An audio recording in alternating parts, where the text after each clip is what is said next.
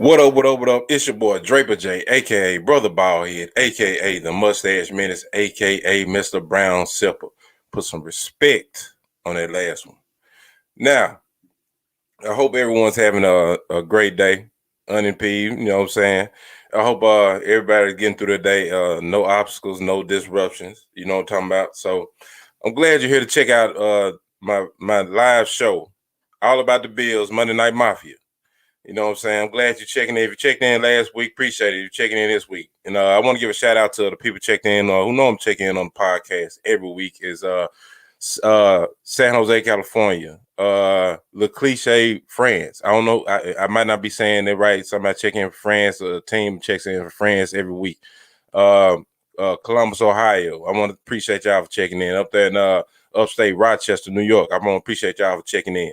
Now, let's go ahead and jump right into what the show name was for the day. With the 30th pick, the Buffalo Bills select. Who y'all think we should who y'all think we should grab? Who y'all think? I think we should go defense heavy. And we had like a little talk now in our group chat, here recently about how we should go this way or that way. I think, when you have a 13-3 team, honestly, I mean, the only way you can go, try to improve that is to go defense. The offense is not a problem. I mean, honestly, we can leave the offense where it is, and I think we still perform at a high level. But of course, we're gonna add pieces. We're gonna grab some pieces, some guys in the draft, some guys in free agency that we may not be looking at. You got guys even like Kenny Stills is just sitting on the practice squad. We're just waiting for his chance. That might be the reason why we might let go of guys like John Brown. He can come right in and supplement whatever or substitute whatever John Brown brought to the offense. Now, I've been watching a lot of film on certain guys or going by positions. If you've been checking out the show since I started my live, I started from the offensive side. Now we're all the way down to the DBs. But right now we're gonna kind of slick recap that. I won't be opposed to we grab somebody like Xavier Collins or Carlos Basham, somebody like that, Marvin Wilson, Hassan Naziruddin, Florida State. You know what I'm saying? Marvin Wilson, Florida State once again. That's my squad, I rep with, and I really like if we grab somebody like those guys because those guys seem like they either have a mean streak or they're athletic enough to play within what we need them to do. We need, like I said, we're trying to knock the top guys off, which are the Chiefs. We're trying to get rid of them, trying to get them out of our way. The Bucs gave us a blueprint. Once Pat Mahomes looked that way in the Super Bowl, they weren't giving him time. They was hollering about, Pat Mahomes this. Oh, what a galvanic effort by Pat Mahomes. What a heroic effort. But, the same thing Josh did just a week, 2 weeks prior, and they was bashing him. They was saying he was this, he was that. He laid the egg. And then it's the same thing that he did, that Pat Mahomes did. He laid the egg in the Super Bowl. They didn't get in the end zone. So defense is going to have to be what our linchpin for this season that we have to hang our hats on. Now, I want to get into some of the free agent DBs that I've checked out. I want to get into like Patrick Peterson's, the Richard Shermans, the AJ Bouye, DJ Hayden, even Jason McCourty, the cornerbacks. But I think Patrick Peterson, Richard Sherman, I think they fit well in our offense, especially Richard Sherman, because we're very zone heavy as far as on the outside.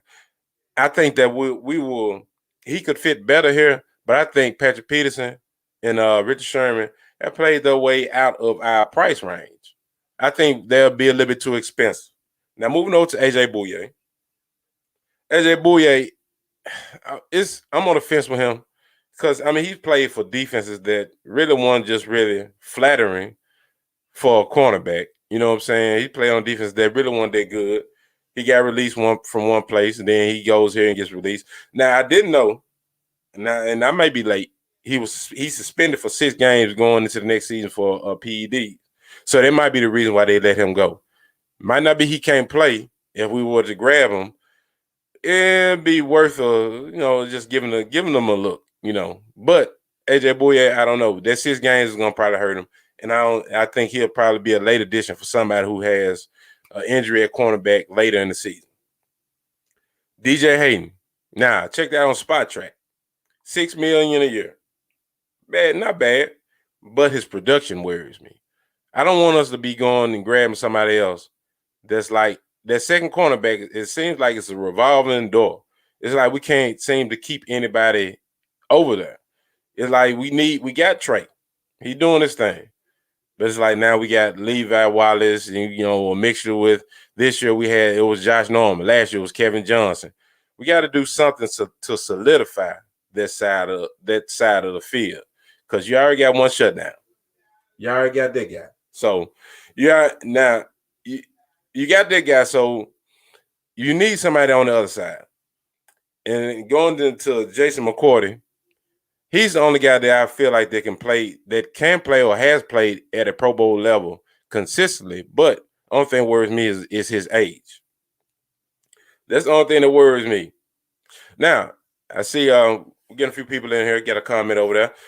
If you're checking me out over on Facebook, share a like. Tell a friend. They're all about the Bills. Hashtag AATB is in. Let's make it trend. If you're watching me on YouTube, hey, you know what I'm saying? Hit that like button. Hit that subscribe button. People's elbow that notification bell just so you can stay up to date on all my latest content. Take this comment. My guy, hey Rich, what's going on? Appreciate you checking in. We had to find a cornerback 2 for the foreseeable future, and I'm all with that. I'm with you. I'm with you. Like they say in the South, I'm with you when you're right. I mean, because that side over there, I mean, we have our number 1 cornerback. Now I'm tired of just kind of supplementing, grabbing guys. That's where I felt like Richard Sherman, Patrick Peterson would have been, even if they would have played up to a All-Pro, Pro Bowl level, you're not going to have them for long. So I don't know. Maybe with these next 2 guys, this might be, what we really have going on. Are these 2 guys the answer? Dane Jackson, Cam Lewis. Dane Jackson and Cam Lewis, what I saw of them in a small sample size when they did play last year, they played well. They were never out of position, seemed like they was hungry and ready. But the only thing about that, I don't want us to get into a situation where it's like another Levi Wallace deal. You know what I'm saying? Because Levi came up the same way, played partial of a season when we were trying to find a second cornerback. I want to say that was Trey's first or second year when we found out Trey actually can play. You know what I'm saying? I don't want us to come to keep finding guys to just fit over there. Okay, we just need another cornerback. Okay, you're good enough. You show that you're decent enough in practice. We're going to put you over there. Then now we about midway through the season or maybe about the second year going into it, we're looking at like, damn, what is this dude even doing out here? Levi, I mean, don't get me wrong. I think Levi, we need to let him go ahead and just see what's going on out there in free agency. But I think with Levi is he plays too inconsistent. He came from the practice squad. He had to work his way on. Then, he even did that when he had to work his way on to play at Alabama, which shows, what I'm saying, you got how you're going to stick it out. I like those guys that had that chip on their shoulder. But I think right now with Levi, it's time to kind of, just it's over with for that. You know what I'm saying? It's time to go ahead. That Levi Wallace experiment. Hey, let's go ahead, wipe the slate clean. Hey, I'd rather us even go, hey, let's just see what Dane Jackson, Cam Lewis give us. Even though I feel like that's the same type of thing that we might be going into, but I could be wrong. I'm not a GM. I wanted Josh Rosen. We got Josh Allen. See how that worked out. So, all right, now let's move over to this next guy, Hassan Reddick. Now, I've been on the Hassan Reddick train. I even threw it out there like in my second live show about Hassan Reddick.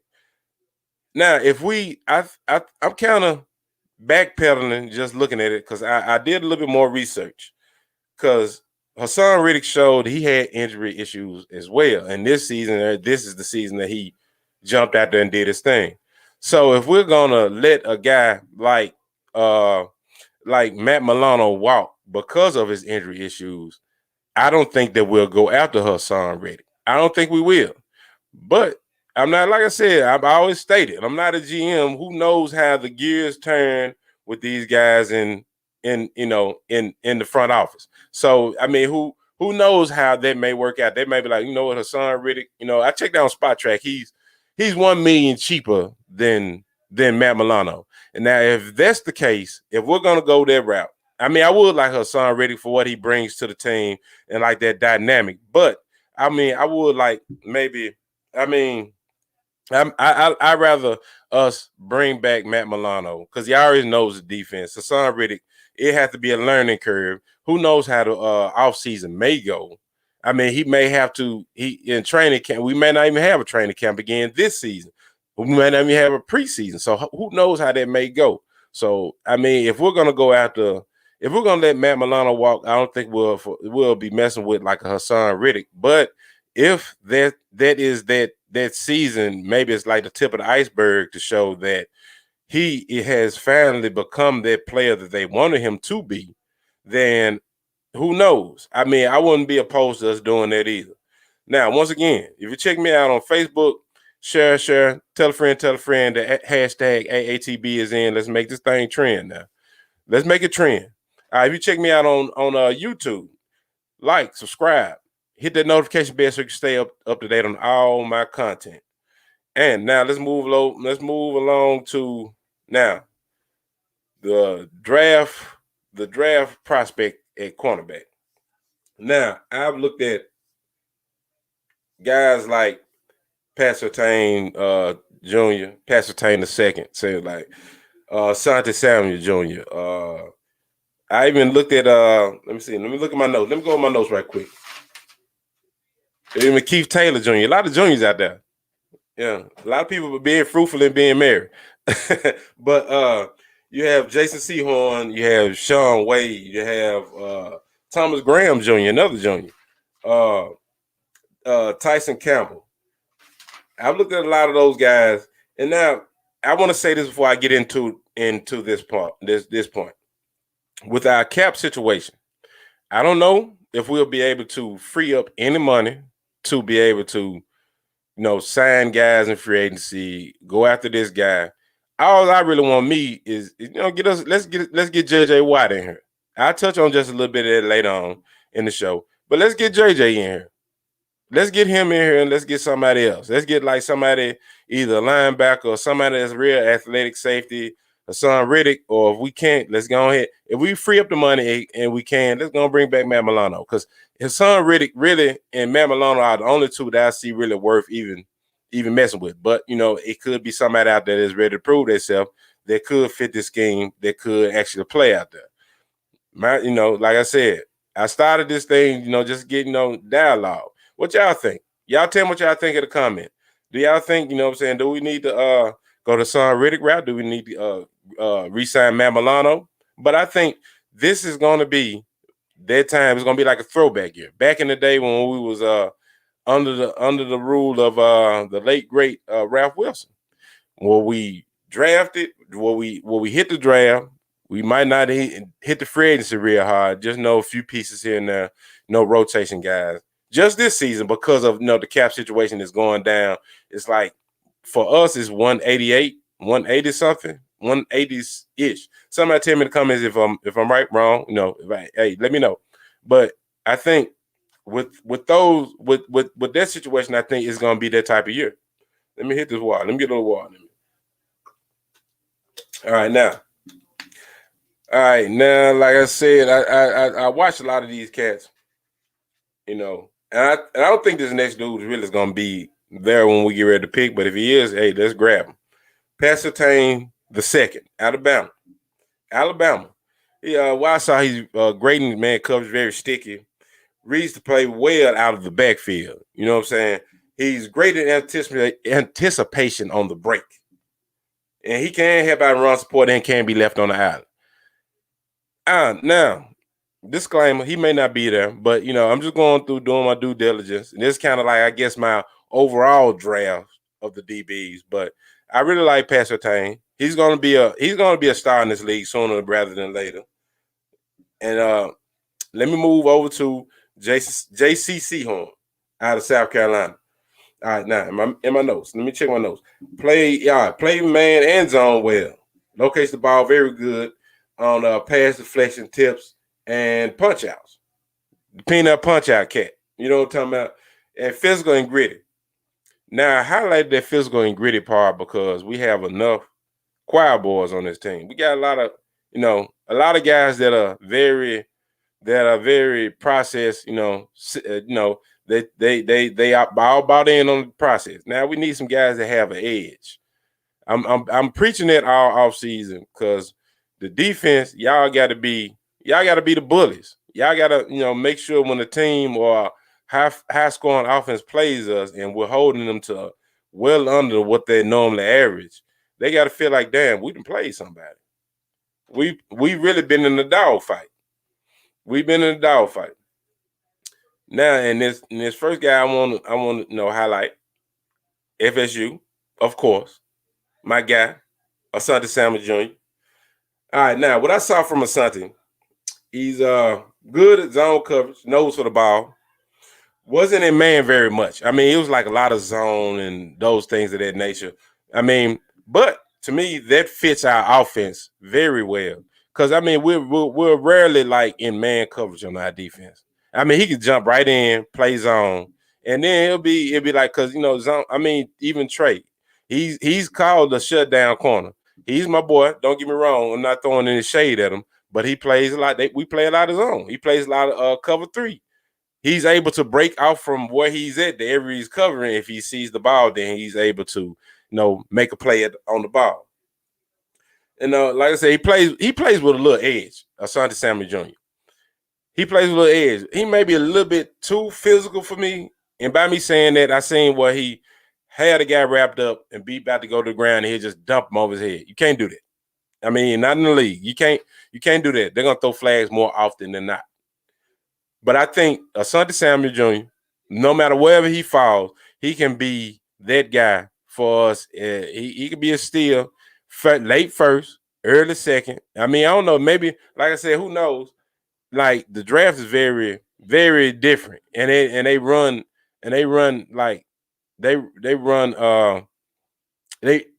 players. If I can get my thoughts together, players run different at the top of the draft. Who knows? They may have a run at cornerbacks, and Asante Samuel Jr. is not going to be there. Or they will go real lineman heavy, defensive lineman heavy at the top of the draft. Then a guy like that falls to us. Maybe even Thomas Graham Jr., Sean Wade, somebody like that.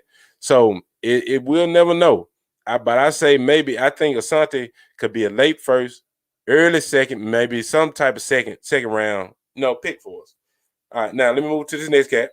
This next guy over here that I checked out. Now, he may be a later round aspect for us that we might need to look into. Keith Taylor Jr. out of the University of Washington. All right, now, excuse me. And now what I seen out of Keith Taylor Jr., good in man coverage, not out of position much, but one thing, the one knock, he needs to locate the ball just a little bit better. But that's not a bad thing. He was never out of position, but he needs to locate the ball better. And what I mean by that, when he was on his man, playing man, or when he was like covering his man, he was right there for the play. He'll get turned around too late, but he'll make the knockdown, or he'll make sure the receiver doesn't catch the ball. But if he turns around maybe a second or two earlier, he might have a pick. He could have more interceptions than he had in his career at the University of Washington. Now, those things like that can be coached. You know what I'm saying? He can be coached to locate the ball or be better in coverage. Let me check out this comment over here. Let me get into the comment section. What y'all think? Tell me what y'all think. All right, my guy, hey Rich, what's going on? Appreciate you for showing up for me. All right, they should have an opportunity for a roster spot, but as a starter, that's a stretch. I'm guessing that you're talking about Dane Jackson and Cam Lewis. Yeah. I think to me that's where they should be, like a roster spot. But I mean, look where Levi came from. I mean, when you're going up against like that second corner spot over there, you don't have much like competition. I mean, it seemed like they slotted Levi in. Levi been there since I guess what I want to say was the year 17, 18. I think it was 17. Somebody, if I'm wrong, let me know. But you know, he was sliding in over at that cornerback spot. I mean, and that was really, he was good for the moment. You know what I'm saying? He was like, you know, the flavor of the month. But I think we need to get somebody that's gonna really be over there for a while. All right, now let me get into. All right, let me get into safeties. Let's get into the draft prospect safeties. And once again, if you check me out on Facebook, like, hit share a like. Tell a friend to tell a friend that All About the Bills is in. Let's make this thing trend. Let's make it trend now. As you see, you can get at me on Facebook, Draper Jackson. That's my personal page. On Facebook, also I have All About the Bills fan page. Get at me on there. You can ask to join on there. Twitter, Draper Jackson at Draper Jackson 1. Also Instagram, All About the B _. And if you want to check out all my latest content, once again, you can go over to All About the Bills on YouTube. Now let's get back into it. Let's get back into this. Draft prospects. Draft prospects as far as safeties.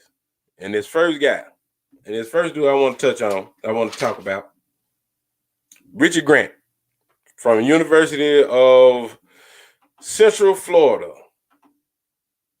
University of Central Florida. All right, now he isn't talked about much, but what I've seen from him, and I think he is what we need. Some, like, even they've talked about athleticism, speed, look, grit.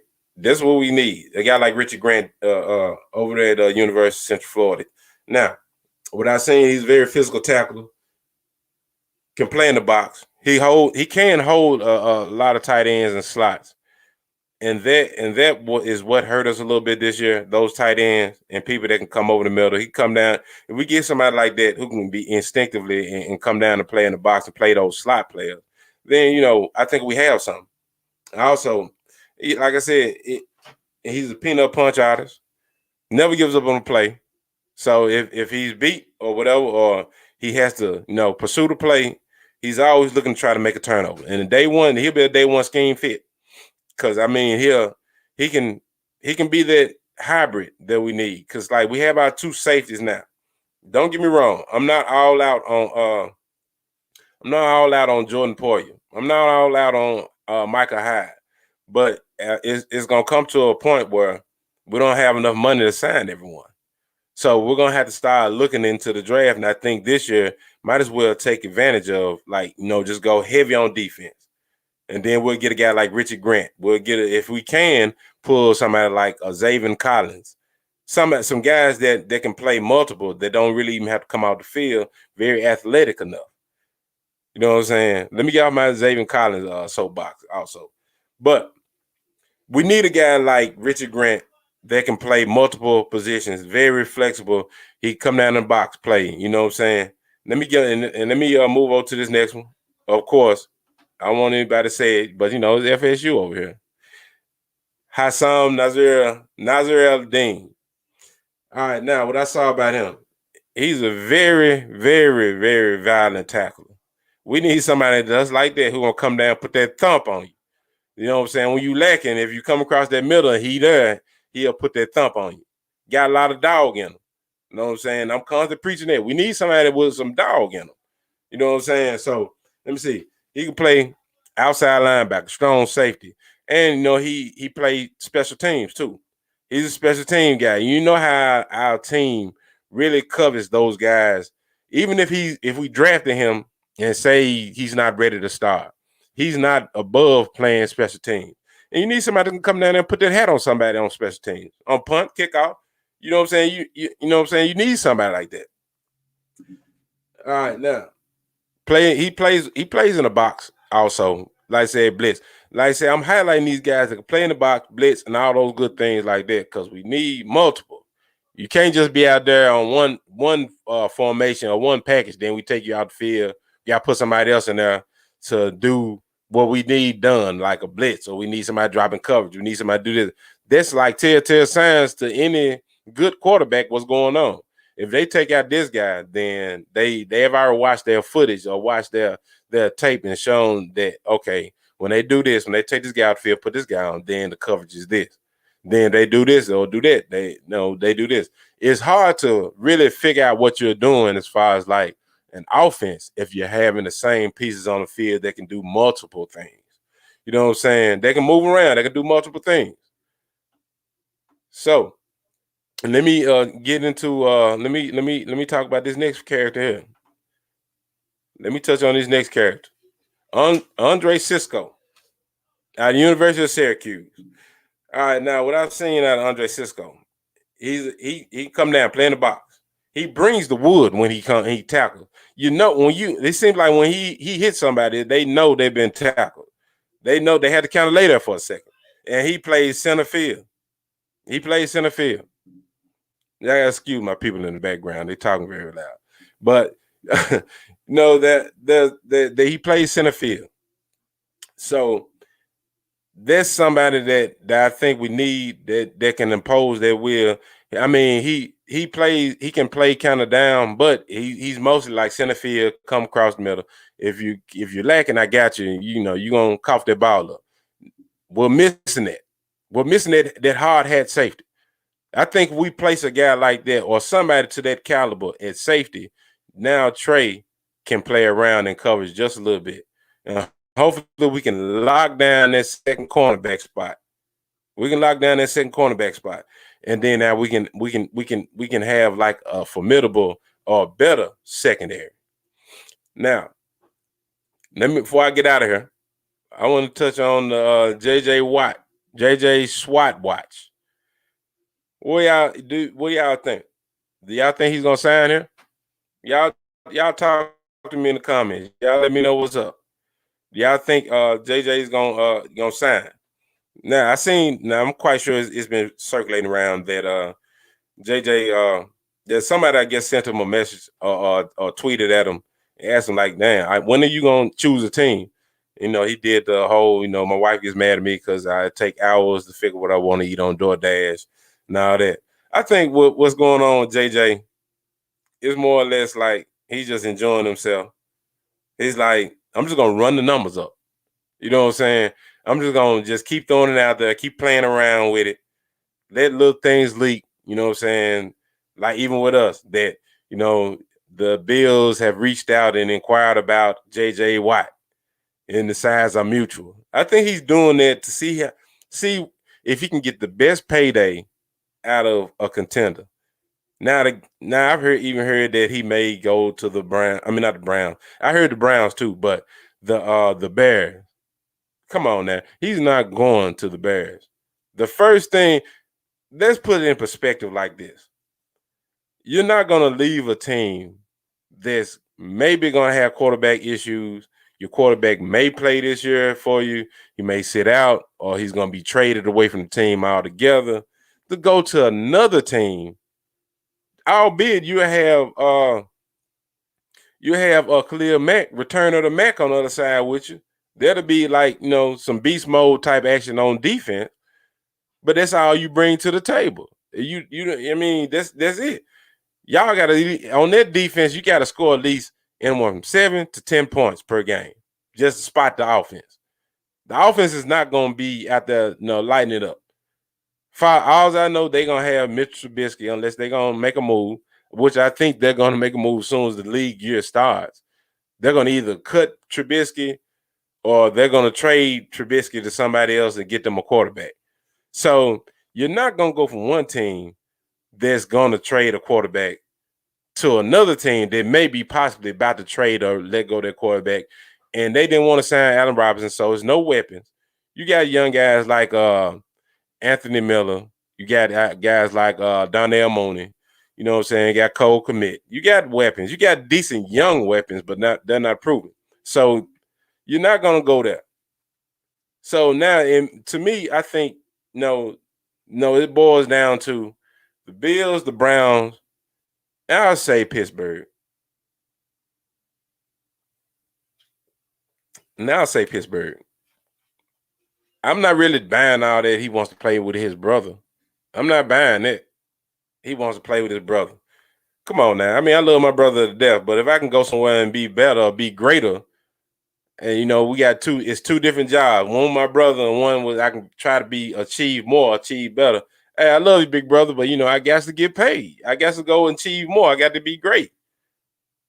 You know what I'm saying? So I mean, but putting him with Bud Dupree and TJ Watt, they will be great, but they don't know what they're gonna do with their quarterback. Their quarterback situation is all up in shambles. They don't know. I mean, this upcoming season, Pittsburgh is allotted to pay Big Ben $41 million.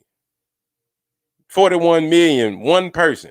So if they want to compete, they're gonna have to either come back to Big Ben like, look, we need some of that money back. What you gonna do? Let's take a pay cut. If he does, then cool. They might be able to get a JJ Watt and compete. But I don't think so. I mean, it takes more than just that one person who signed that contract to come to their agreement. It's more than just him. Him, his agent, everybody in the front office who signed off on that, who said, yeah, okay, we'll agree to give him that. So I think that one.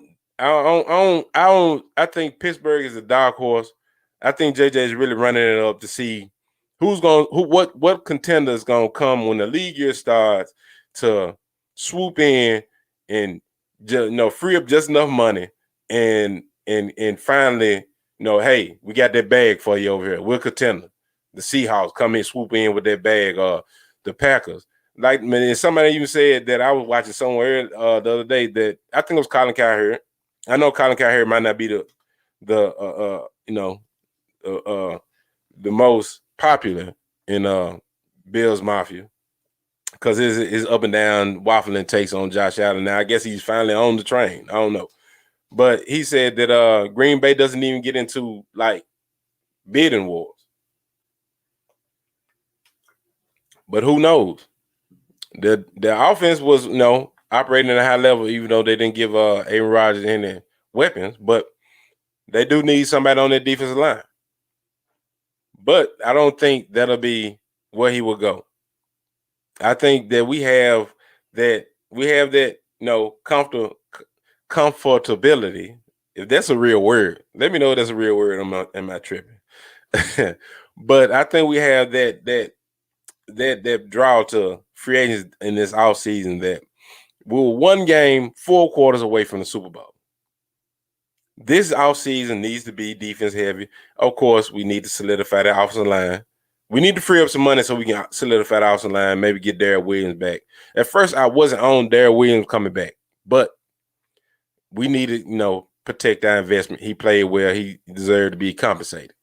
Get the offensive line solidified, but the defense needs to be – we need to get some athletes on the defense. We got guys that are very good and can play well, and they can make game-breaking plays, game-changing plays, but we need some more speed, some more athleticism. All right, now, I've been going on 33 minutes. That's the show for today. Glad for everybody who checked in, who came and checked me out. Now, if you're digging the content, you can go over to aatb.buzzsprout.com. You can go over there.